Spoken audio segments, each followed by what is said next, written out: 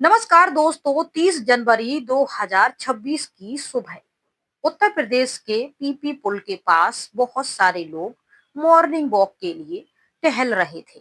वहीं से एक व्यक्ति की नजर पुल के नीचे पड़ी कुछ एक महिला की बॉडी पे पड़ती है, जो दूर से देखने में महिला की बॉडी जैसी लग रही थी और उसके तन पे कोई कपड़ा भी नहीं था।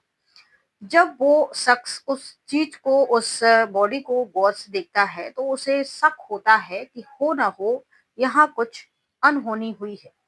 उसने आसपास टहल रहे और लोगों को इकट्ठा करा और कहा कि देखो, नीचे कुछ संदिग्ध स्थिति में कुछ महिला की बॉडी जैसी नजर आ रही है। लोग भी इकट्ठे होते गए और धीरे धीरे नीचे पुल के आए और देखा कि एक महिला है जो बिल्कुल निर्वस्त्र अवस्था में पड़ी हुई है। कोई तन पे उसके कपड़े नहीं है और उसके शरीर पे जगह जगह चोट की गई है ताकि ये पहचान में ना आए। इसकी मौके पर ही पुलिस को सूचना दी जाती है। पीपी नहर थाना क्षेत्र से वहां के पुलिस अधिकारी आते हैं और उनके साथ कुछ कांस्टेबल आते हैं और वहां देखते आसपास, और इनके यहाँ कोई भी सबूत यहाँ नहीं होता है। इसके बाद आसपास सीसीटीवी फुटेज खंगाले जाते हैं जिस पर कुछ भी नजर नहीं आता है। वहीं एक रोड के पास सीसीटीवी देखते हैं, उस पर एक स्कूटी नजर आती है। उस स्कूटी पर 3 लोग जा रहे हैं। एक आदमी चला रहा है, पीछे 2 महिलाएं बैठी हुई हैं। लेकिन कुछ दूरी के बाद उसी स्कूटी पर सिर्फ 2 लोग नजर आ रहे हैं। पुलिस को संदेह हुआ, हो ना हो इनका कुछ कनेक्शन हो सकता है। उसी स्कूटी को और दूसरी सीसीटीवी में देखा गया, सर्च करने की कोशिश करी गई। तो फिर थोड़ी दूरी पर एक और सीसीटीवी में वो कैप्चर हुई और स्कूटी थोड़ी सी धीमी थी तो उसका नंबर भी कैमरे में कैप्चर हो गया। नंबर को लेकर इस की जांच करवाई गई, जांच पड़ताल करवाई गई तो पता चला कि ये नंबर राम बिलास नाम के एक शख्स के नाम है। ये स्कूटी राम बिलास सेट्टी के घर पुलिस पहुंचती है और कहती है कि आपकी स्कूटी का नंबर ये है, क्या ये आपकी स्कूटी है? उन्होंने कहा कि हाँ, ये हमारी ही स्कूटी है। तो उन्होंने कहा 29 जनवरी रात को ये स्कूटी हमें संदिग्ध हालत, मतलब एक शक के दायरे में हमें यहाँ देखी गई है। इस पर 3 लोग सवार थे, लेकिन ये स्कूटी जब वापस आ रही थी तो इस पे 2 ही लोग थे। तो ये रामविलास बताते हैं कि विजय सहनी मेरा दामाद है।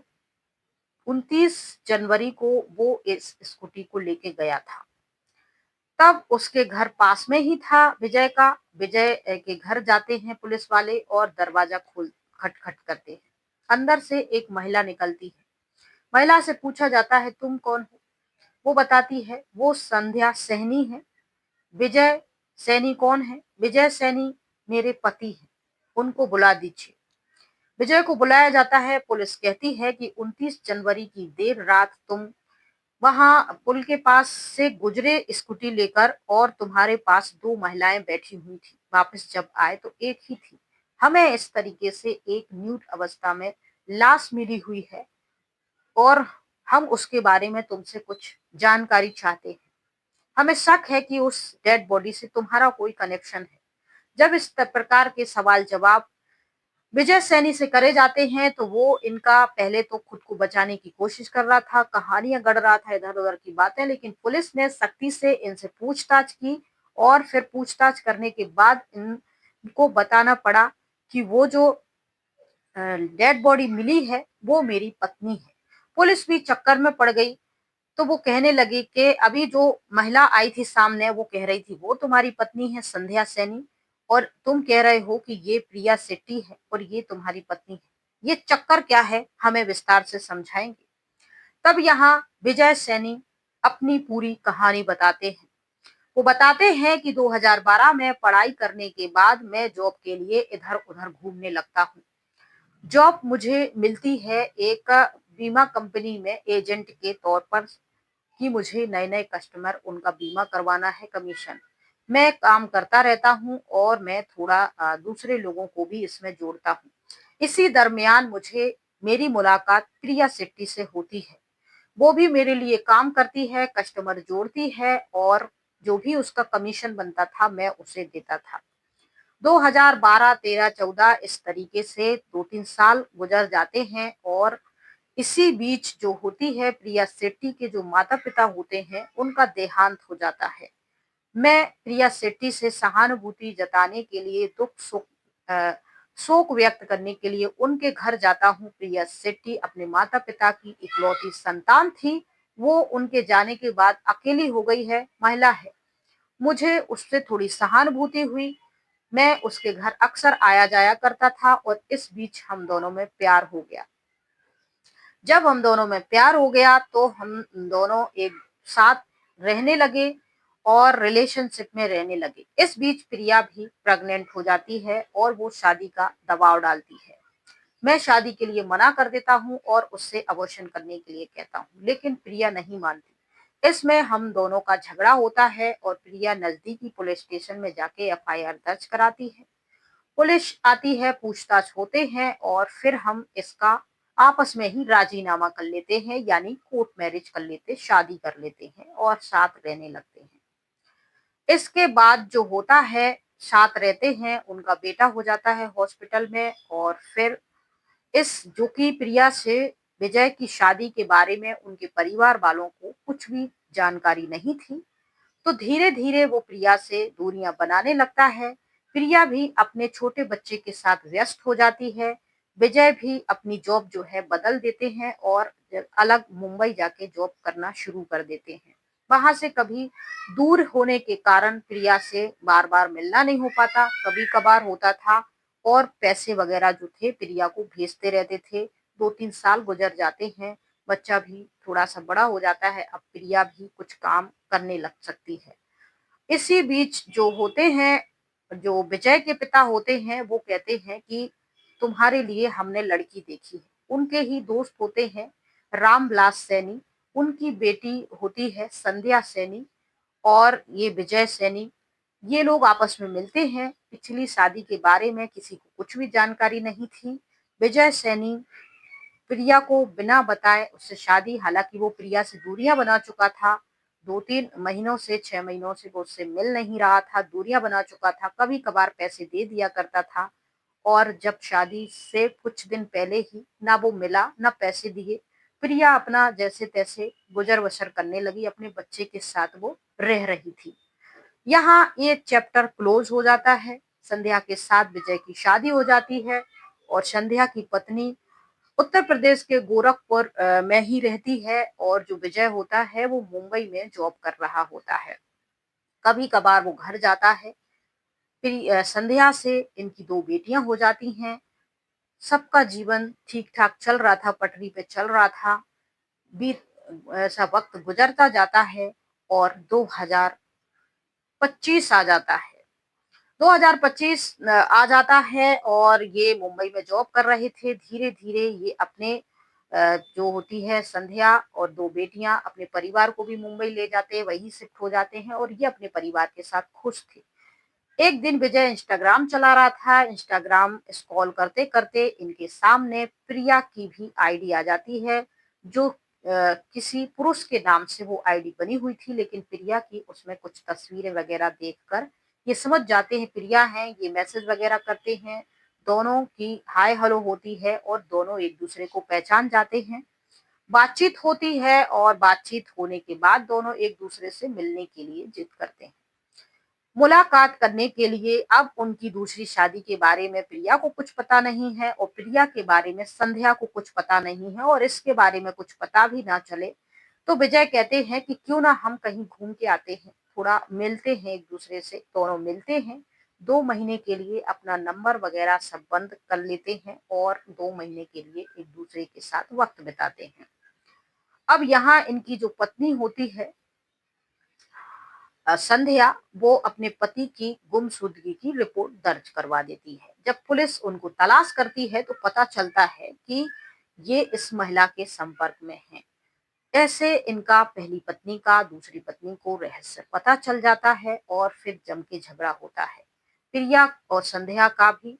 ये सब मुंबई में इकट्ठे हो जाते हैं, यहाँ लड़ाइयाँ होती हैं और फिर प्रिया कहती है कि तुमने मुझे इस तरीके से चीट किया, हमारा तलाक भी नहीं हुआ। हालाँकि तलाक की अर्जी विजय ने डाली थी, लेकिन वो उसमें कभी भी पेशी पे हाजिर नहीं हुआ, इसकी आगे सुनवाई नहीं करी, कार्रवाई नहीं बना, इसने सिर्फ केस डाल के ही छोड़ दिया था, तो तलाक हो नहीं पाई थी, सिर्फ अर्जी डाल के। तो तलाक हुई नहीं, दूसरी शादी कर ली, उसके बाद मिले भी नहीं, बताया भी नहीं, ये सारी चीजें हुई, लड़ाई झगड़े हुए। प्रिया ने कहा मैं गोरखपुर जाऊंगी, बताऊंगी सबको कि तुमने मुझे ऐसे ऐसे चीट किया है। संध्या भी भड़क जाती है कि तुमने पहले शादी कर ली है, तुम्हारा एक बच्चा भी है और तुमने मुझे भी चीट किया है। इस पूरे मैटर को संभालते हैं, जैसे तैसे सॉर्ट आउट समझाते हैं एक दूसरे को, कहते चलो कोई रास्ता निकालेंगे, लड़ाई झगड़े नहीं करते हैं, चलो कहीं घूमने चलते हैं। 29 जनवरी 2026 की ये नाइट होती है, घूमते हैं तीनों, प्रिया बैठती है, संध्या बैठती है, पति होते हैं और ये लोग ऐसे ही ऑटो में घूम रहे थे। ऑटो एक बुक करा था इन्होंने, कहीं जाना था, बातचीत करना था, घूमना फिरना था, क्या था दोनों तीनों। अब ऑटो वाले हैं, इन्होंने कहीं से शराब खरीदी और बहुत सारी मात्रा में इन्होंने शराब ली ऑटो में। दोनों पत्नियां, विजय और ऑटो ड्राइवर को भी ये लोग पिला रहे थे। अब फ्री की मिल रही है तो वो भी इनकी पार्टी में शामिल हो जाता है। इधर उधर घूम रहे थे, रात हो जाती है और ये सब पी के टुन्न हो जाते हैं। प्रिया भी बहुत पी लेती है, प्रिया को होश भी नहीं रहता, वो सीधी खड़ी भी नहीं हो सकती, लड़खड़ा रही थी, कुछ बोल भी नहीं पा रही थी। अब ऑटो वाला कहता है अब सर हमें जाने दीजिए। ऑटो वाले जब पैसा मांगता है तो विजय की लड़ाई हो जाती है कि तुमने भी शराब पी है, हमारी पार्टी में शामिल हुए हैं, तो किस बात के पैसे। वो कहता है सर ये तो आपने खुशी से पिलाई है, पैसे तो बनेंगे। इस बात से उनकी थोड़ी हाथापाई, लड़ाई झगड़े होते हैं।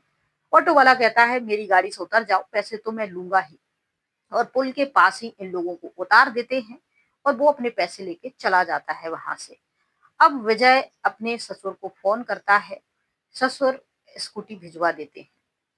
अब ये दोनों पत्नियों को बिठाते हैं, प्रिया को बीच में, संध्या को पीछे साइड, और ये स्कूटी चला रही थी। संध्या, प्रिया होश में नहीं थी, बहुत ही ज्यादा उसने पी रखी थी, इसीलिए कुछ भी वो बोलने, चीखने, चिल्लाने या कुछ रिएक्ट करने की स्थिति में नहीं थी। संध्या गला दबा देती है और फिर ये लोग उनके साथ किसी चीज से उसके शरीर पे वार करते हैं, पहचान मिटाने की कोशिश करते हैं, उनके शरीर से कपड़े निकाल देते हैं ताकि एक हादसा लगे, एक ऐसा लगे कि किसी ने इनके साथ कुछ गलत करके यहाँ इधर फेंक दिया है। और पुल से ये लोग उनको फेंक देते, कपड़े हटा देते हैं और उनके शरीर पे जगह जगह चोट करते, चेहरे को मतलब ऐसा कर देते कि पहचान में ना आए। ये सारी बातें विजय बताते हैं और अपने इस हिसाब से फिर विजय ने प्यार किया, धोखा किया, चीट की, शादी की और बिना तलाक दिए दूसरी शादी की। ऐसी कई धाराओं में विजय को गिरफ्तार किया जाता है, केस बनता है और फिर आगे की उनकी जो भी है कार्यवाही चलती है। कितना इसमें इनको सजा होगी, क्या क्या होगा, ये तो पूरा केस जांच पड़ताल के बाद हो ही जाएगी सजा। तो इस पूरी कहानी या घटनाक्रम को बताने का एजुकेशनल पर्पज से एक मकसद यह है कि अगर आप अकेली हैं और एक महिला हैं तो आपके जो भी रिश्ते परिवार वाले हैं, कोर्ट मैरिज आप कर रही हैं, लिखा पढ़ी कर रही हैं, तो आप ज्यादातर शादी ही कीजिए। पहले तो अपने जान पहचान वाले सब लोगों के साथ मिलजुल कर कोई लड़का अच्छा सा देख के कीजिए। रिलेशनशिप में मत रहिए, क्योंकि आप एक रिलेशनशिप का जो रिश्ता होता है वो ज्यादा चलता नहीं है। 2-4 साल आपके साथ रहेंगे, इस्तेमाल करेंगे, छोड़ देंगे। घर परिवार आपके जो भी और हों, जो बहुत सारी महिलाएं अकेली रहती हैं, अकेली रहने के साथ साथ फिर वो अपना जॉब कर लेती हैं, जैसे तैसे गुजर बसर कर लेती हैं, पर उनको लगता है कि कोई पार्टनर भी होना चाहिए। सोशल मीडिया के माध्यम से या किसी भी वर्क प्लेस के माध्यम से वो जुड़ तो जाती हैं, लेकिन उनका रिश्ता कुछ टिक नहीं पाता। लड़ाई झगड़े होते हैं, कुछ होता है, चीट होता है, पहले से शादी करता है या फिर वो भाग जाता है दूसरी, फिर बाद में शादी कर लेता है। ये सब बहुत सारी घटनाएं नॉर्मल होती हैं। तो ऐसी महिलाओं को मैं सिर्फ इतना ही कहना चाहती हूँ कि अगर आप अकेली हैं, सिंगल हैं और अपने लिए पार्टनर ढूंढ रही हैं और आपका कोई जान पहचान वाला है, रिश्तेदार है, तो पहले आप उनसे बातचीत कीजिए, उनके माध्यम से आप जुड़ने की कोशिश कीजिए। दूसरी बात, अगर आप किसी से प्यार करती हैं, आप कोई आपसे प्यार करता है और वो आपके साथ रिलेशन में रहने की बात कर रहा है, तो आप रिलेशन में मत रहिए, शादी कीजिए। रीति रिवाजों के साथ शादी कीजिए, कोर्ट मैरिज कीजिए, मैरिज सर्टिफिकेट बनवाइए और आराम से रहिए। और अगर कोई दिक्कत हो रही है तो बाकायदा आप तलाक लीजिए, सेल्फ डिपेंड बनिए, लड़ाई झगड़ा मत कीजिए, मन मुटाव मत कीजिए इस तरीके से। और कोशिश कीजिए, हिम्मत अपनी आपको पहचानिए, काबिल समझिए, किसी पर इतनी डिपेंड मत रहिए। आपको पार्टनर चाहिए, शादी ज़रूर कीजिए। नहीं जम रही है, चीट कर रहा है, छुटकारा पाना चाहता है, छोड़ दीजिए। आप अपने आप को कम मत समझिए, छोटा मत आंकिए। आप सेल्फ डिपेंड बन के रहिए, आराम से रहिए, खुशी से जीवन जीने दीजिए। वो जाना चाहता है, चले जाने दीजिए। डाइवोर्स ले लीजिए और इस प्रकार से जबरदस्ती खींचातानी मत कीजिए रिश्तों की, क्योंकि जिसका मन बन गया है जाने का वो तो लौटेगा नहीं, जाएगा ही। लेकिन जिंदगी खराब हो जाएगी। वो चली गई माँ, 8 साल का उनका बच्चा है, 2 बेटियां उनकी हैं, वो जेल चला गया, 2 महिलाओं की लाइफ बर्बाद हुई, 3 बच्चों की लाइफ बर्बाद हुई। और इन सब चीजों से कुछ होने वाला है नहीं है। इसलिए खुशी से आपके पार्टनर आपके साथ रहते हैं, अच्छी बात है। नहीं रहना चाहते, कोई इसमें टाइम वेस्ट कोर्ट कचहरी मत कीजिए। आराम से तलाक ले लीजिए, आराम से आपसे जो बनता है काम कीजिए, अपने बच्चों की देखभाल कीजिए, पढ़ाइए लिखाइए, खुद भी आराम से अच्छी जिंदगी जीने की कोशिश कीजिए। और डरिए मत। सेल्फ डिपेंड, सेल्फ रिस्पेक्ट और सेल्फ सिक्योर भी आप रहना सीखिए। सब कुछ पॉसिबल है। और खुशी से जीवन यापन कीजिए, गलत कदम मत उठाइए और सामने वाले को भी गलत कदम उठाने के लिए मजबूर भी मत कीजिए। इस कहानी में फिलहाल इतना ही। जय हिंद, जय भारत। ऐसी अच्छी कहानियों के लिए हमारे साथ जुड़े रहिए। और ये एक सच्ची घटना पर है। हम यहाँ सच्ची घटना की स्टोरी के साथ साथ मोटिवेशनल स्टोरी भी इसमें ऐड कर लेते हैं। जय श्री राम।